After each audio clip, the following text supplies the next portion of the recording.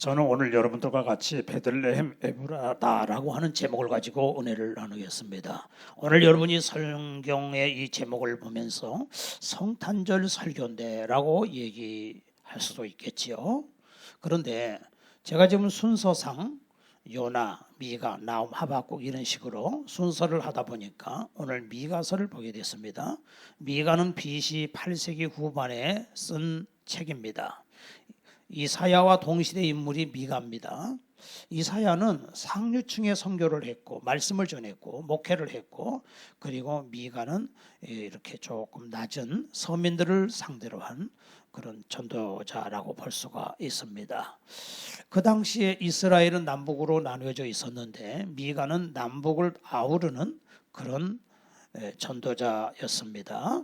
미가라고 하는 뜻은 누가 여호와와 같은가라고 하는 뜻을 가지고 있습니다. 미가에게 임한 하나님의 말씀은 죄와 심판과 구원에 대한 외침입니다. 사실 구약에 있는 모든 선지자들에게 임한 말씀도 다 그런 말씀입니다. 근데 이제 미가서를 보게 되면 특별히 4장에 보면 아까 우리 이제 찬양단이 이렇게 노래를 했습니다만은 오라 우리가 여호와의 전에 올라 하나님의 전에 이르자, 이거 4장에 나온 내용이죠. 근데 이제 특별히 미가는 5장에 보면은 예수님에 대한 그 태어날 장소를 얘기하고 있어요. 여러분이 구약 성경은 전체가 다 오실 예수님에 대한 말씀이에요. 오실 예수님에 대한 말씀이고 모든 성경을 통해서 예수님을 얘기하고 있고, 여러분이 저의 설교를 52주 들으면서 특징이 있다는 걸 느끼실 겁니다. 저는 모든 설교는 모세를 아브라함을 하든 다윗을 하든 결론은 예수입니다. 예수로 결론 나지 않으면 저는 말씀을 전할 수가 없습니다. 모든 하나님의 말씀은 예수님에 대한 말씀이에요.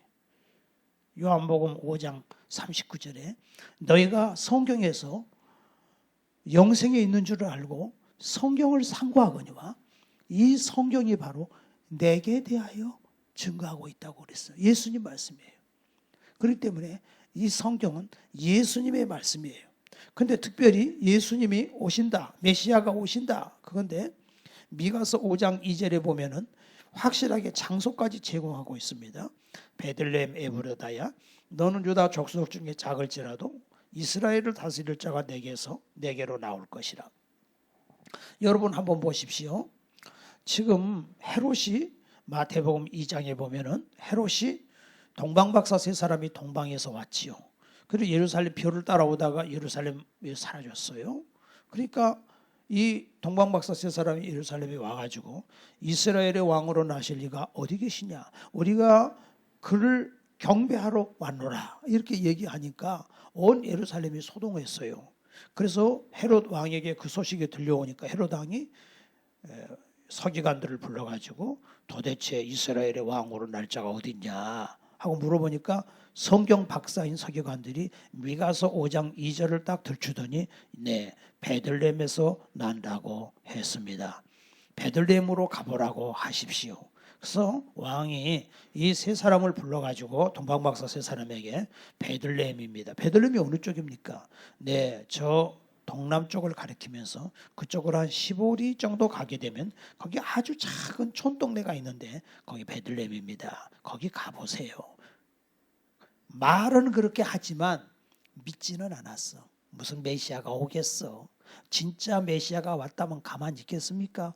예루살렘 성 사람들이 다 달려나갔겠죠. 근데 아무도 믿지를 않고 이 동방박사 세 사람이 갔어요. 그러니까 예수님이 마구간에서 태어나가지고 있을 데가 없으니까 세상에 아기를 마구간에 태어나는 게 어디 있어요.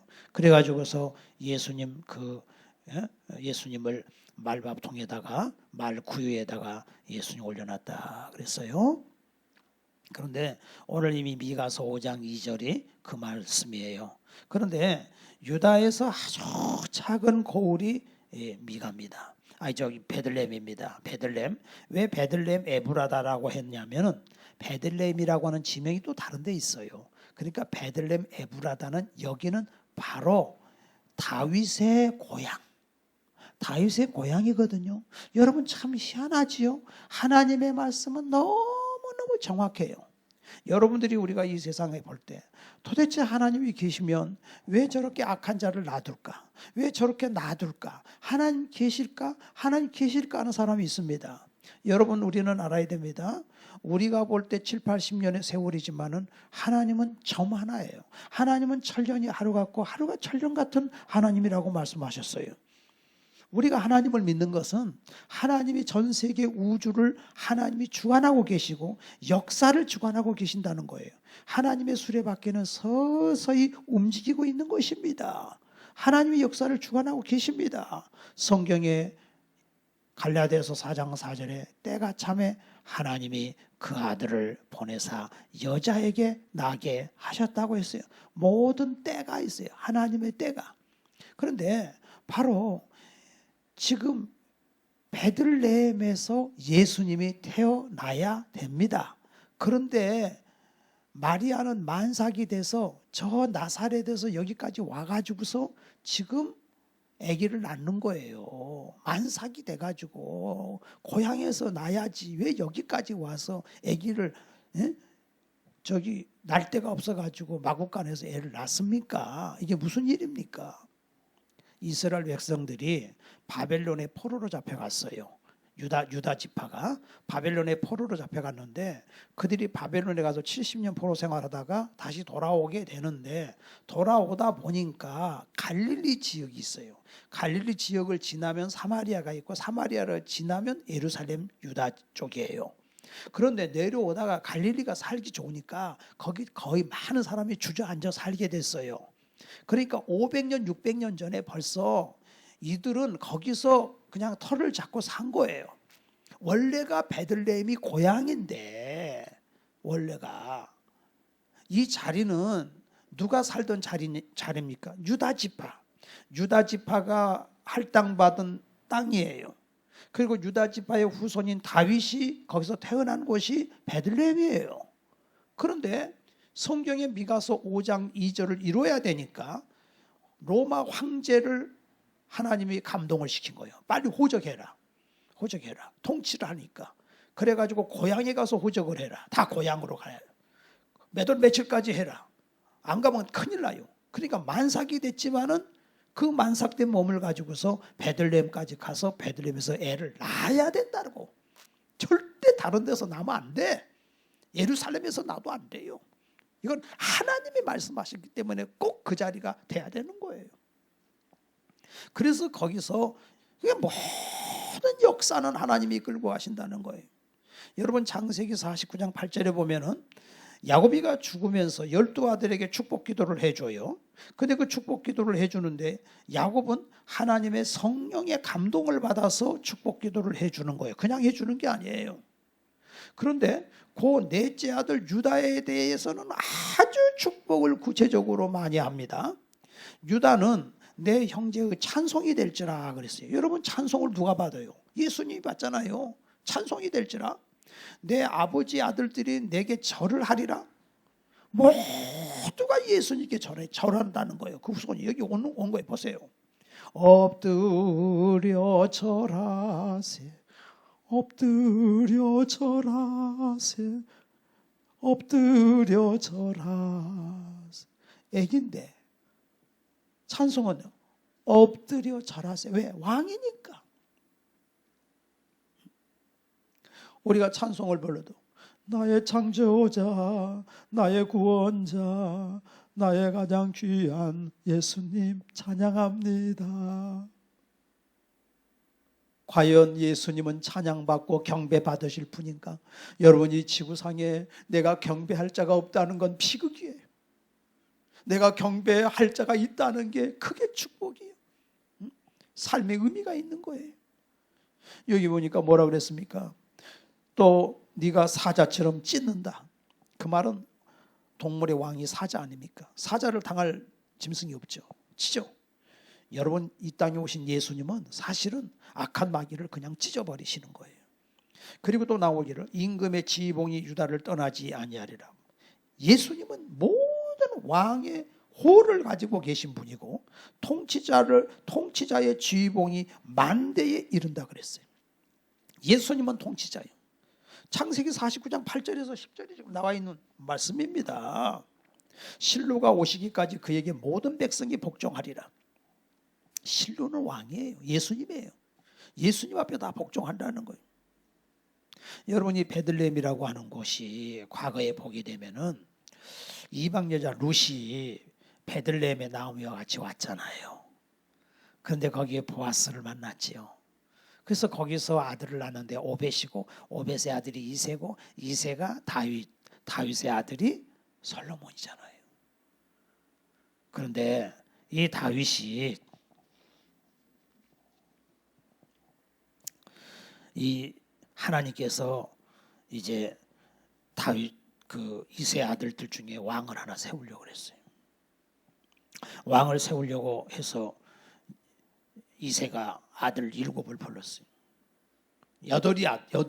아들만 8인 집이요. 이새가 아들 7을 해놓고 막내 아들은 양을 치라고 놔뒀어요. 큰아들 엘리압이 딱 왔는데 진짜 잘생겼어요.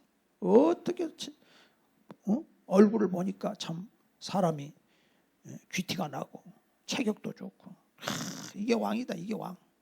그래서 기름병을 들어서 기름을 부으려고 하니까 하나님이 사무엘에게 잠깐, 아니다. 사람은 외모를 보지만 난 중심을 본다. 내가 그를 버렸다 그래요. 그래 둘째 아들을 또 와서 하나님이 아니라는 거예요. 그도 내가 버렸다는 거예요. 옛날에 장남이 최고거든요.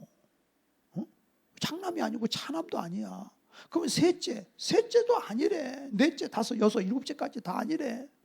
그러니까 사무엘이가 난감해가지고 아들이 전부 이거요? 그러니까 아니요, 말째가 하나 있는데 걔는 아예 생각도 안 하는 거예요. 걔가 무슨 왕인감이야. 생각도 안 한 거예요. 양을 치고 있습니다. 아니요, 빨리 데려오시오. 나 그 아들이 오기 전에는 식사 안 합니다. 다윗을 딱 데려왔는데 어리잖아. 그런데 성령님이 말씀하시기를 얘가 바로 왕이 될 자니까 기름을 부어라. 그래서 기름을 부었어요. 나는 사람은 외모를 보지만 나는 사람의 중심을 보느니라. 여러분, 하나님은요 우리 속을 다 보고 계세요. 속 사람을 아름답게 가꿔야 돼요. 속 사람이 하나님께 합격을 해야 돼요. 그런데 이 베들레헴이라고 하는 곳이 보아스가 이렇게 참 고향도 되지만, 그리고 이제 그들이 나중에 이제 포로로 나중에 그 후손들이 잡혀가서 그렇게 됐다는 거고, 그 다음에 또 이 베들레헴은 라헬이라고 있죠. 야곱의 아내 중에 가장 사랑하는 아내가 라헬이요. 근데 라헬이가 여기서 애기 낳다가 죽어요. 그래서 이 야곱이 볼 때는 참 가슴 아픈 장소예요. 거기다 묻었으니까. 그런데 오늘 여기 5장 2절에 보니까 예수님에 대한 예언인데, 이스라엘을 다스릴 자가 내게서 내게로 나올 것이라. 그의 근본은 상고의 영혼에 있느니라 그랬어요. 근데 그 나올 그분이 그 예수님이 누구냐 이거예요. 그 예수님이. 그 예수님은 영혼에 있대요. 영혼에. 요한복음 1장 1절에 태초에 말씀이 계시니라. 이 말씀이 하나님과 함께 계셨으니 이 말씀이 곧 하나님이라. 이 모든 우주 만물은 그로 말미암아 만들어졌으며 그가 없이는 그로 말미암아 지은 바 되었고 그가 없이는 하나도 지은 것이 없느니라. 예수님이 지었어요. 요한복음 1장 2절에 예수님이 지었어요. 아버지와 같이 지었어요. 요한복음 5장 17절에 보니까 뭐라고 말씀했습니까? 아들은 아버지가 하는 것을 다 보고 아들이 하는 거는 아버지께서 하신 것을 나는 보고 그대로 하는 거다. 아버지와 나는 하나다. 그렇게 말씀하고 계시는 거예요. 그리고 이사야서 9장 6절에 영원한 아버지다. 예수님이 오실 텐데 그분은 영원한 아버지다. 우리의 생명이다. 또 5장 3절에 보니까 임산한 여인이 당하는 고통에 대해서 나와요. 그러므로 여인이 해산하기까지 그들을 붙여두시겠고, 만삭이 된 여인이 나사렛에서 베들레헴까지 가서 아기 낳을 때도 없어가지고서 세상에 마구간에서 애를 낳을 때 얼마나 고통이 심하겠습니까? 낮고 천한 자리에 예수님이 오셨어요. 예수님이 왜 마구간에 오셨습니까? 하나님이 보실 때는 이 세상 자체는 마구간 수준밖에 안 되는 거예요. 그러니까 그들을 구원하기 위해서 예수님이 이 세상에 오셨다 그 말이에요. 이사야서 7장 14절에 처녀가 잉태하여 아들을 낳을 것이고 그 이름을 임마누엘이라 하라 그랬습니다. 5절에서 15절 말씀 보면 메시아의 통치를 예언하고 있습니다. 메시아라고 하는 것은 기름 부음 받았다, 구세주 이렇게 있어요. 구세주. 여러분, 제가 지난주에 설교에 요나가 설교했다 그랬죠. 요나의 설교를 듣고도 니느웨 성 사람들이 다 통에 잡아가고 회개하잖아요. 요나가 사실 선지자 중에 진짜 못난이야.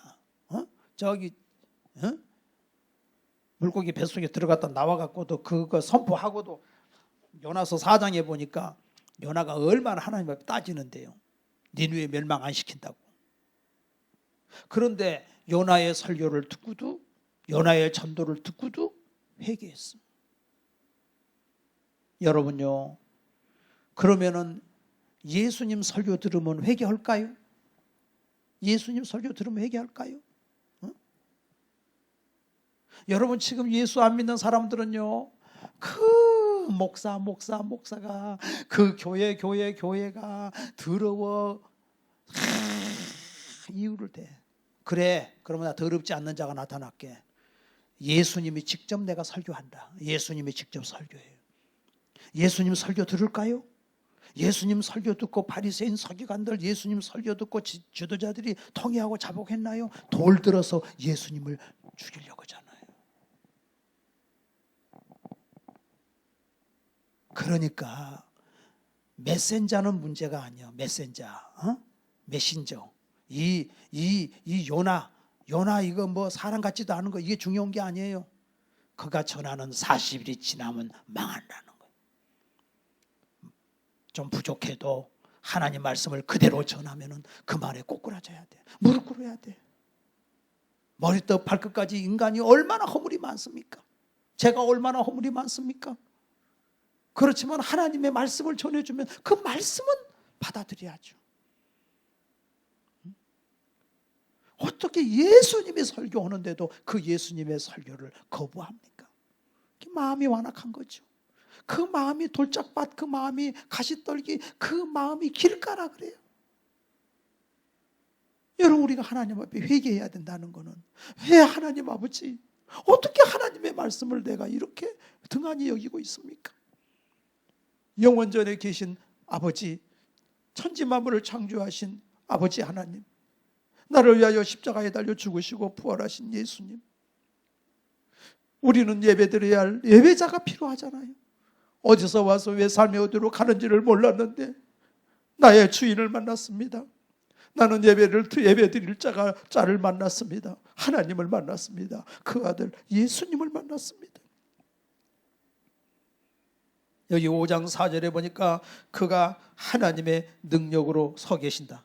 그가 여호와의 능력과 그 하나님 여호와의 이름의 위엄을 의지하고 서서 그랬어요. 예수님은 능력으로 서 계신다. 예수님은 자신과 하나님을 하나라 그랬어요.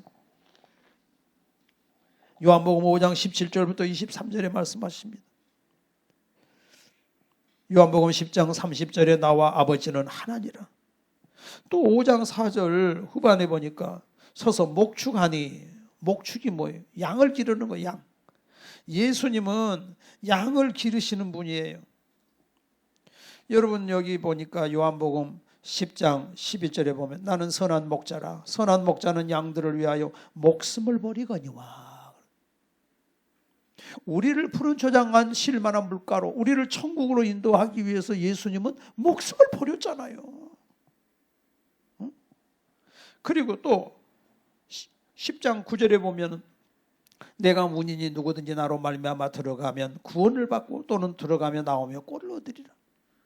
성에 들어가려면 성문을 통과하듯이 예수님을 통과하지 않고는 도둑이고 강도요. 구원은 오직 예수님을 통과해야만 천국에 이른다는 것입니다. 또 여기 10장 10절에 보면은 도둑이 오는 곳은 도둑질하고 죽이고 멸망시키려는 것뿐이요. 이게 도둑놈이 누구요? 마귀 아니요. 내가 온 것은 양으로 생명을 얻게 하고 더 풍성히 얻게 하려는 것이라.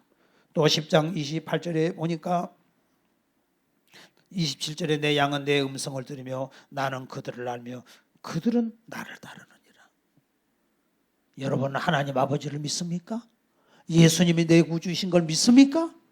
그러면 예수님의 양이지요. 그러니까 예수님 음성을 듣는 거지요.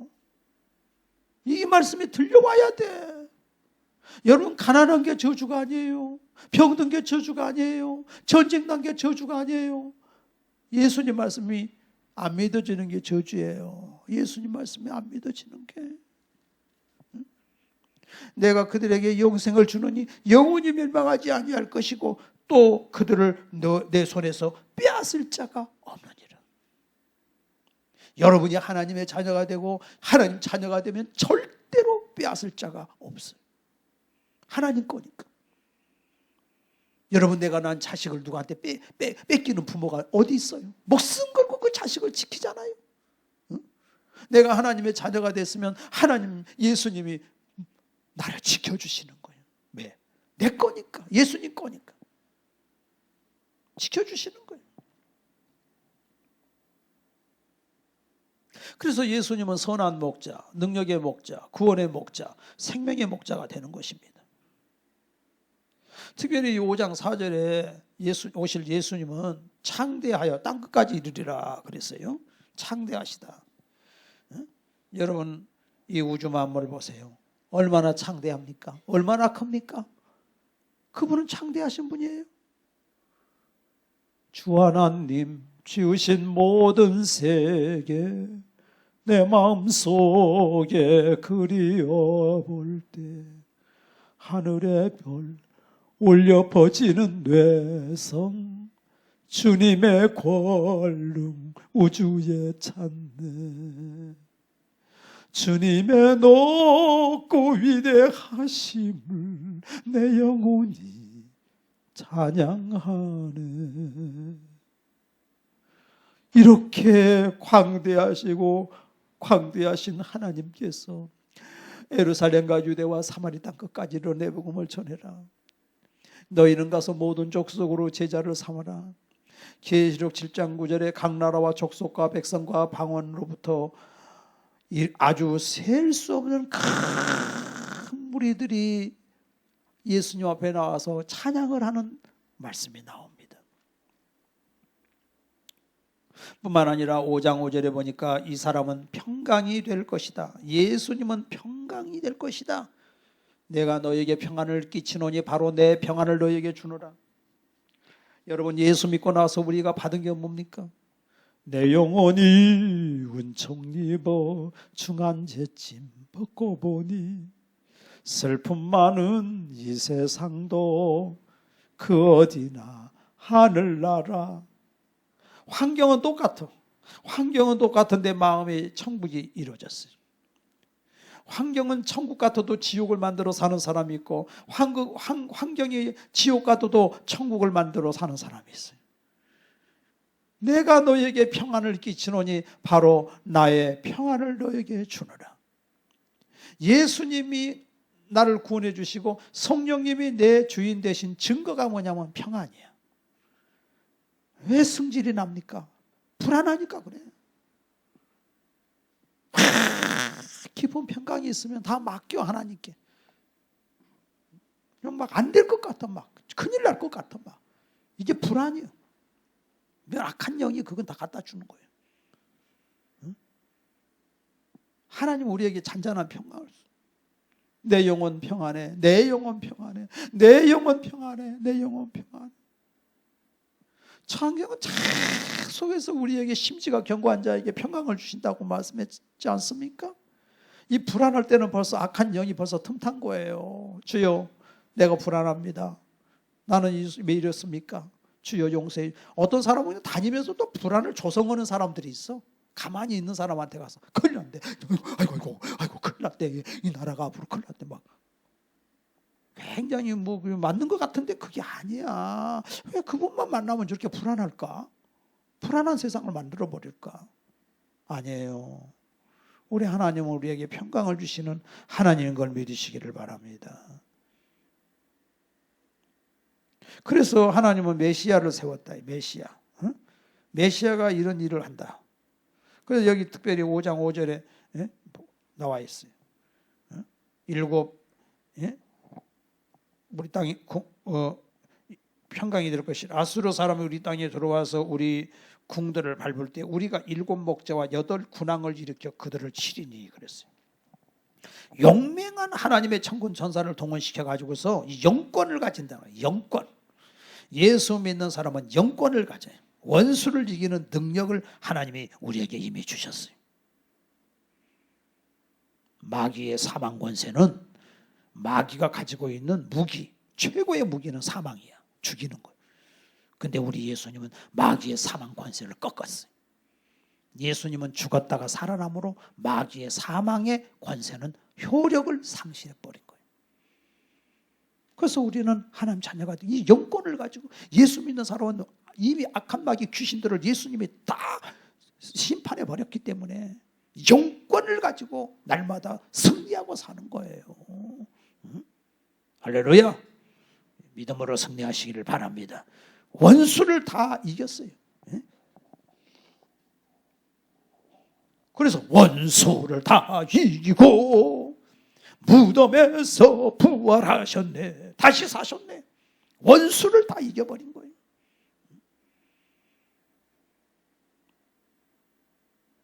그래서 이제 예수님이 이 세상에 오셨을 때 여러분 예수님의 모습이 어떠했을까요? 뭐 배용준이처럼 참 잘생겼을까? 꽃미남일까? 이사야 53장 1절 그는 주 앞에서 자라나기를 연한 순 같고 마른 땅에서 나온 줄기 같아서 고운 모양도 없고 풍채도 없은즉 우리의 흠모할 만한 아름다운 것이 없도다. 그는 멸시를 받아서 사람들에게 시름 버림가 되었으며 강고를 많이 겪었으며 질고를 아는 자라. 그래서 우리도 그를 귀히 여기지 아니하였노라. 장군감이네, 장관감이네 이런 게 아니에요. 예수님 볼품없는 분으로 오셨다는 거예요. 또 태어난 것도 베들레헴이야. 아이고 촌동네 거기서 태어났어.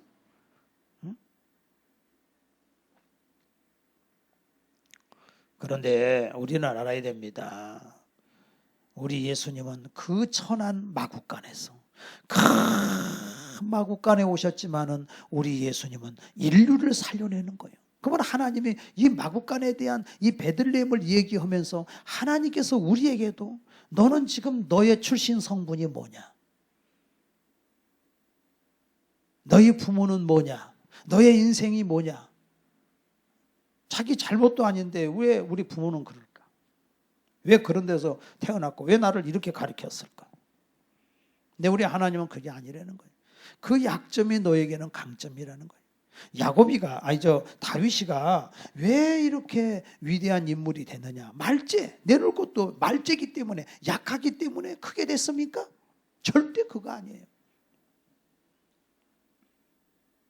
이번에 신림동 칼부림 사건이 나가지고 멀쩡한 사람을 죽이고 막 이런 일이 신림동에 일어났는데 왜 죽였냐? 사람들이 행복해 보여서 나는 그러지 못해서 죽였다는 거예요.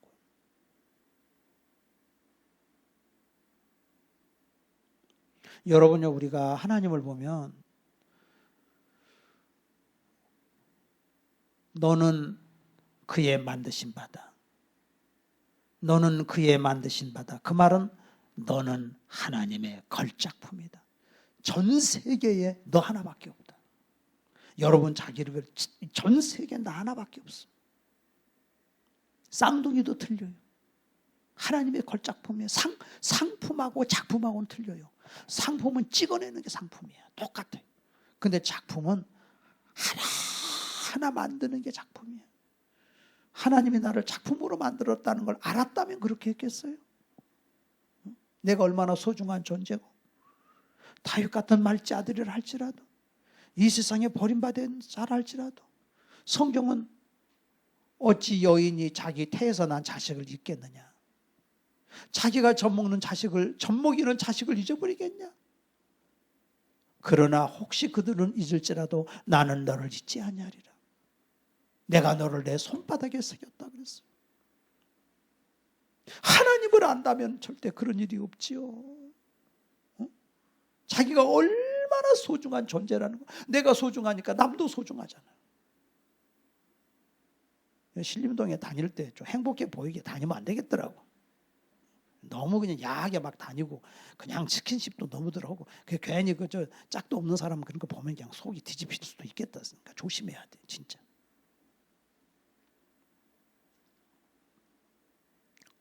얼마나 하나님이 나를 소중하게 여기신다는 거.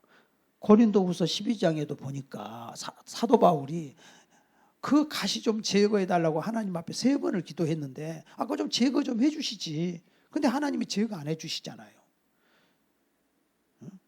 너의 그 약한 것이 강하다. 너 더 이상 그걸로 나한테 기도하지 마라. 너의 약점이 강점이다. 네가 약할 때 꼭 강한 것이다. 그래서 이 사도 바울은 하나님 앞에 네가 네 은혜를 족한 줄 알아라. 하나님 말씀하시기를 내가 네 은혜를 족한 줄 알아라. 그래서 바울이 깨달은 거야. 더 이상 이건 기도할 필요 없다. 이것이 약할 때 꼭 강함이라. 그것 때문에 네가 지금 하나님 일하고 있다. 약점이 강점이요. 더 이상 하나님 앞에 그건 나 기도하지 않겠다. 강용호 박사가 눈뜨게 해달라고 그렇게 기도를 해도 장님이 하나님이 안 들어주시더니 나중에는 미국 가서 하나님이 장애인 최초로 한국 사람으로서 시각장애인 박사가 되게 하고 차관보자리에 올리고, 얼마나 그 사람 때문에 그 모습 그대로 얼마나 많은 사람을 살립니까? 약한 자들에게 위로를 해주고 힘을 줬지 않습니까? 그렇기 때문에 믿음의 말을 전해주는 게 중요해요. 그런 자에게 믿음의 말을 전했다면 그렇게 되지 않았을 거예요. 우리가 그런 약점을 그러면 가진 사람, 천한 사람이 다 잘 되냐? 그건 또 아니에요. 개천에서 용난다고 했는데 그게 힘들어요. 요새 세상은. 고급 가해시키고 잘 먹이고 잘 입히고 머리 좋고 그런 사람이 성공하지 천한 사람이 되겠어요? 우리가 볼 때? 그런데 왜 그러면 하나님은 이렇게 하시냐면은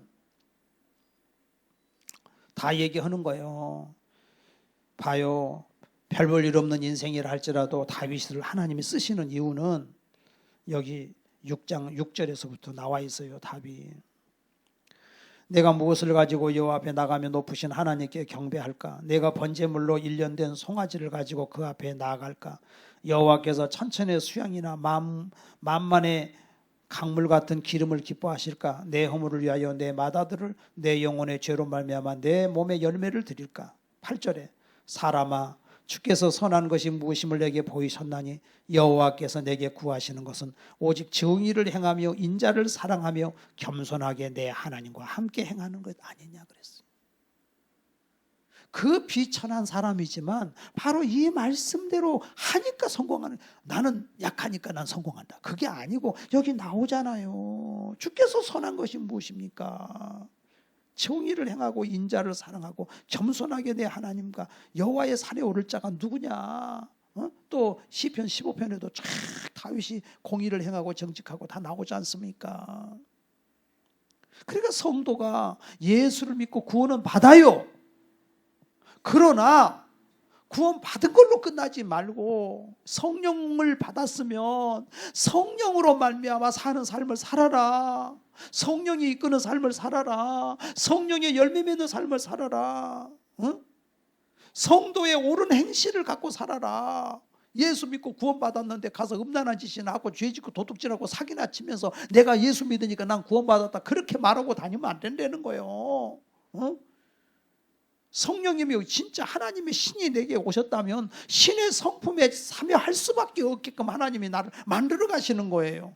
하나님이 싫어하세요. 세상으로 살면 신의 성품에 참여하게끔 내 힘으로 노력해서 되는 게 아니라 하나님이 막 그렇게 만들어 가셔. 그냥 내가 그대로 그냥 그 가지가 나무에 줄기에 붙어만 있으면 거기서 찐액을 빨아먹고 열매를 맺듯이 내가 예수님께 붙어만 있으면 분명히 거기서 열매를 맺게 돼 있는데 안 붙어 있는 거야. 그리고 자기가 붙어 있다고 착각하고 있는 거예요. 그게 교만이요. 교만하니까 망하는 거예요, 인생이. 옛날 조상들로부터서 가져온 그 옛날에 그 더러운 습관을 그대로 그거 진리라고 붙들고 있는 사람이 예수 믿으면서도 얼마나 많은데요. 그래서 그걸 다 도려내야 돼. 그걸 왜 그것을 진리라고 붙잡느냐고요. 옛날에 과거의 행실의 그 더러운 것을. 그러기 때문에 베드로 사도는요, 베드로서 1장에 보니까요, 너희가 신의 성품에 참여해라.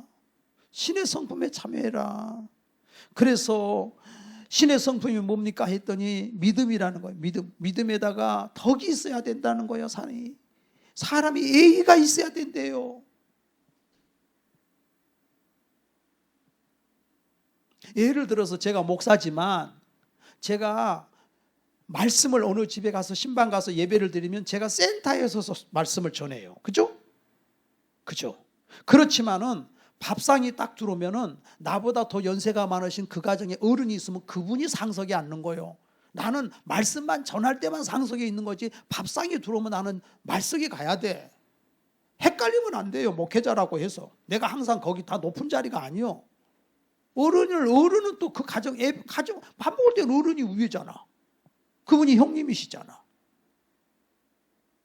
우리가 예의를 가져야 돼. 예절을. 믿음의 덕의 지식을. 어떤 분은 그냥 뭐 신의 은사라도 받고 뭐 능력이라도 나타나면 그냥 그게 자기가 막 대단한 뭐 왕인 줄로 착각하는데 절대 그러면 안 됩니다. 더 낮아지고 겸손해야 돼요. 응? 덕의 지식의 절제를. 이 절제가 없으면 끝장나는 거예요. 솔직한 것 갖고 되는 게 아니에요. 솔직히 사람을 죽이는 거예요. 아니 나는 뭐 본대로 뭐 얘기하는데요. 아니야. 절제하라는 거예요. 절제의 인내의 경건을, 경건의 형제우애를, 형제우애의 사랑을 공급하라. 이런 것이 없으면 맹인이라 그 나오죠. 맹인. 예수님에게 붙어 있으면 그런 열매를 맺게끔 돼 있다는 거예요. 그러니까 그거 옛날에 잘못된 가지를 쳐내려니까 옛날에 과거에 그 조상의 유전한 행실을 그걸 쳐내려니까 얼마나 고통이 있어요. 그 고통스러운 것이 바로 회개거든. 회개하려니까 힘들죠. 회개는 뭐예요? 무릎 꿇는 것이 회개잖아요. 무릎을 꿇게 되나? 예수 믿는 그 자체가 ABCD가 기독교의 ABCD가 회개인데 무릎 꿇는 건데. 그러니까 하나님이 무릎 꿇게 하려니까 어떻게 해야 돼요? 그냥 고난을 주고 환난을 막 갖다 주는 거예요. 그냥. 그래서 다윗도 하나님이 그냥 13년 동안 바로 기름 부음 받고 골리앗을 이기고 난 다음부터 그냥 14년 동안 굴려버리는 거예요. 요셉도 그냥 그 채색 옷을 입고 아버지한테 편의 사랑을 받으니까 그냥 종으로 보내가지고 그냥 13년 동안 또 거기도 그냥 가서 굴리고. 또 모세는 또 좀 세. 그냥 모세는 그냥 40살에 그냥 바로의 학문을 배워가지고 내가 민족을 구원하겠다고 하니까 하나님이 이놈아 네가 어떻게 구원해 이놈아? 그래서 광야에다가 넣어가지고 40년 동안 완전히 그냥 꼬꾸라뜨렸지. 그냥 발발 기게 만들죠. 그래갖고 나중에는요 나는 입이 둔한 자입니다. 나는 아무것도 못합니다. 이러잖아. 40대에는 자기가 학문과 말에 능한다. 능한 자라 그랬어요. 모세가. 근데 하나님께서는요 다 뺏어가 버리는 거예요. 말도 못한대. 자기는 떨려서. 그렇게 만들어가지고 하나님이 쓰시잖아요. 이스라엘 백성들도 40년 광야 생활을 해서 줄이시고 낮추시고 겸손하게 해가지고서 그래가지고 가나안 땅에 들여보내지 않습니까?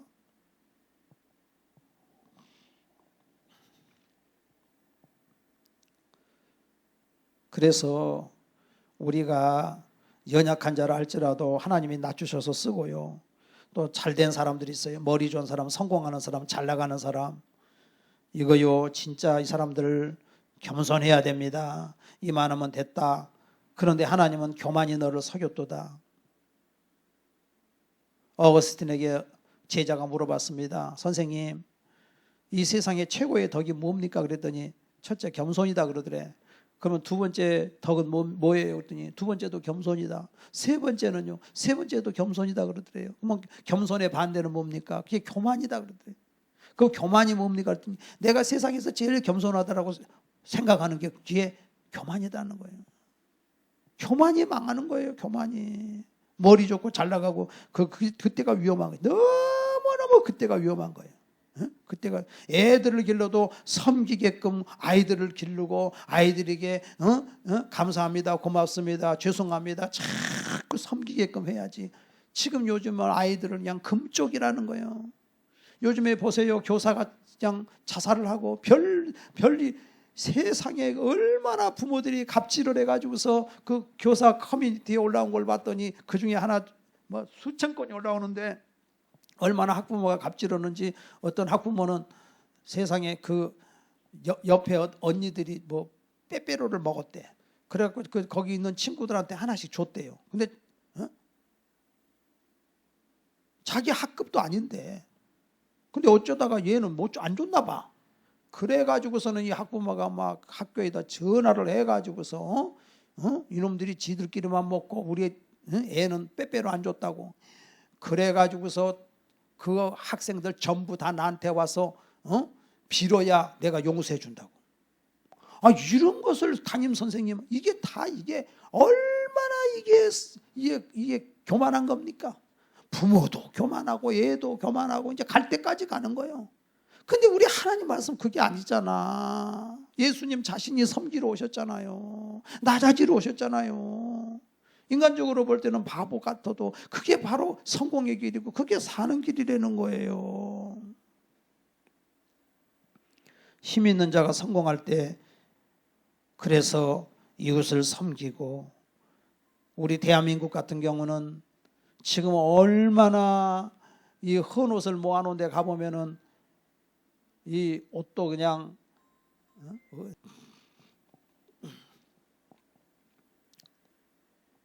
그래서 우리가요 성공할 때 이웃을 돌보고, 우리나라가 지금 이만큼 살 때 이웃을 돌보고, 선교지의 선교사들이 나보다도 더 공부도 많이 하고 나보다도 더 똑똑하고 그런 분들이 가서 목숨을 걸고 선교하고 있는데, 우리가 섬기는 자로서 자기 자신을 돌아보지 않으면 하나님이 훅 풀어버리면 끝나요. 훅 풀어버리면 끝나.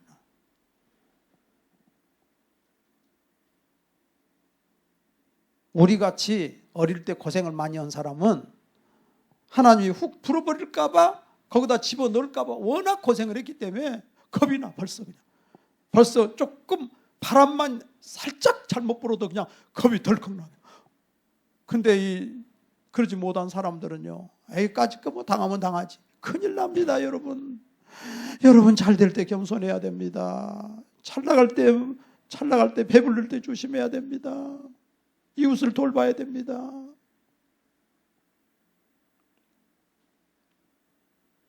가난하고 힘든 사람들을 생각을 해야 돼. 그래서 그 하나님의 축복을 그대로 유지해야 되는데, 요즘 서구 기독교 과거의 국가였던 유럽이나 미국을 보세요. 저 작태들을 보세요. 저래 갖고 되겠는가?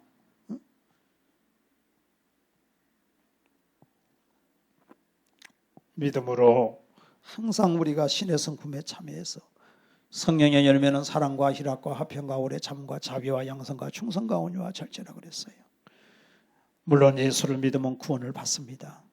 예수를 믿으면 구원을 받지만은 예수 믿은 자가 신의 성품의 참여에서 예수님처럼 자꾸 어제보다 오늘이 낫고 오늘보다 내가 더 낫고 예수님을 닮아가는 그런 우리가 삶을 살아서 혹시라도 여러분이 생각할 때 나 한 사람 때문에 실족해서 지옥 간 사람이 있는가 한번 생각해 보세요. 나 한 사람 때문에 실족했어. 나 때문에 얼마나 많은 한 사람이 구원받았나. 나 때문에 한 사람이 실족했나. 한 사람을 생각해 보십시오. 나 때문에 구원받는 자가 있어야 될 줄 믿습니다. 오늘 여기 말씀은 내용은 뭐냐? 주제는 뭐냐? 약할 때 강함이라는 거예요.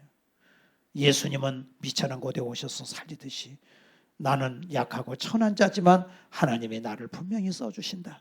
그리고 내가 잘 된다 할지라도 항상 초심을 잊어버리지 말자. 하나님이 다윗을 사랑하신 말씀이 역대상 29장 다윗이 부귀영화를 다 누리고 그가 나이가 먹었을 때 부하기가 하나님께 속했습니다. 사람을 강하게 하고 크게 하신 분 다 하나님께 있습니다. 제가 무엇이길래 하나님 저에게 이런 복을 주셨습니까? 나는 목동 아니었습니까? 이 천한 인생을 어떻게 하나님이 이렇게 복을 주셨습니까? 무릎을 꿇고 눈물로 기도하는 게 다윗이잖아요. 배부를 때 눈물 흘릴 수 있어요. 왕이 됐는데 무릎 꿇을 수 있어요. 성공했는데 땅을 치고 회개할 수 있어요. 다윗은 그랬다고요. 잘 됐을 때 무릎 꿇었다고요. 하나님은 약할 때 글을 썼고 또 잘 됐을 때 하나님 앞에 무릎 꿇었다고요. 그래서 여러분에게 하나님은 주신 축복은 영원토록 자손 천대가 복받는 가정을 하나님이 만드시려고 오늘 하나님이 이 말씀을 주셨다는 사실을 믿으시기를 바랍니다. 기도하시겠습니다.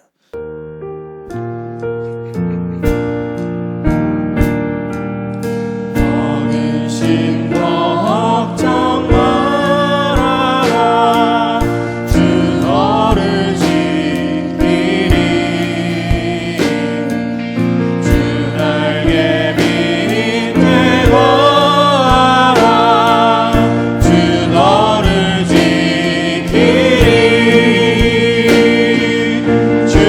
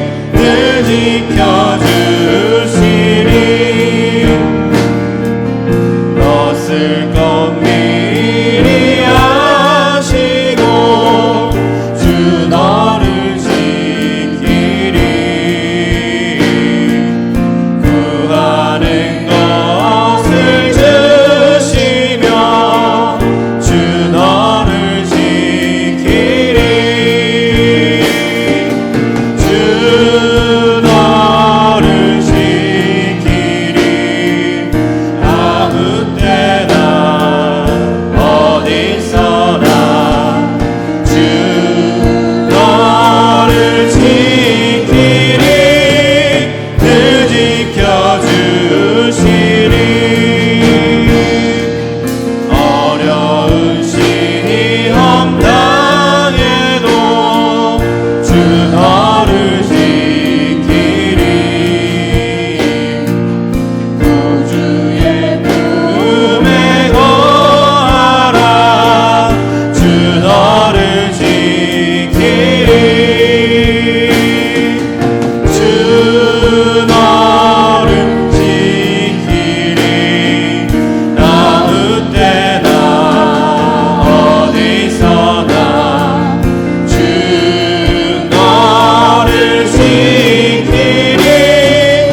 하나님 아버지, 사랑하는 성도들이 머리에 손 얹었습니다.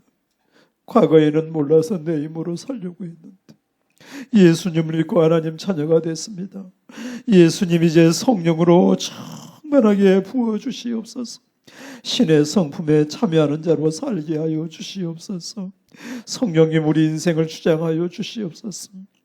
이 세상 그 무엇으로도 우리는 만족할 수가 없다고 말씀하셨습니다. 예수님, 참만족의 예수님 주인 되어 주시옵소서. 성령으로 기름 부어 주시옵소서. 은혜 위에 은혜를 내려 주시옵소서. 날마다 예수님으로 승리하는 성도 되게 해주시니 감사합니다. 모든 악한 영을 이기고 승리케 하시는 하나님을 찬양합니다. 도와주시니 감사합니다. 구원해 주시니 감사합니다. 생명을 주셨으니 감사합니다. 영생을 주셨으니 감사합니다. 천국을 주셨으니 감사합니다. 예수님의 이름으로 기도하옵나이다.